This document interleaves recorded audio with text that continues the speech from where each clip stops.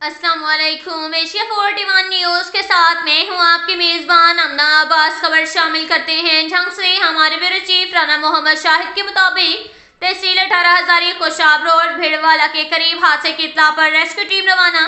बकौल लावाहिकीन तेज रफ्तारी की वजह से मोटरसाइकिल ट्रैक्टर ट्राली के नीचे आ गया।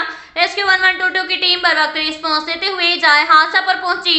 हादसे के नतीजे में मजहर वल्द रांझा उम्र 35 साल, शान वल्द नासिर उम्र 26 साल शदीद जख्मी हुए, जिन्हें इब्तदाई तिबी इमदाद फराहम करके तहसील अस्पताल 18 हजारी शिफ्ट कर दिया गया। इसके साथ ही एक और खबर शामिल करते हैं झंग से। हमारे ब्यूरो चीफ राना मोहम्मद शाहिद के मुताबिक तहसील 18 हजारी लिया रोड हमजा शुगर मिल के करीब हादसे की इत्तला पर रेस्क्यू टीम रवाना। झंग कॉलर के मुताबिक एक ट्रैक्टर ट्राली को दूसरा ट्रैक्टर टो करके स्टार्ट करने लगा तो एक शख्स दोनों ट्रैक्टर ट्राली के दरमियान आ गया। रेस्क्यू 1122 की टीम बर वक्त रिस्पॉन्स देते हुए जाए हादसा पर पहुंची।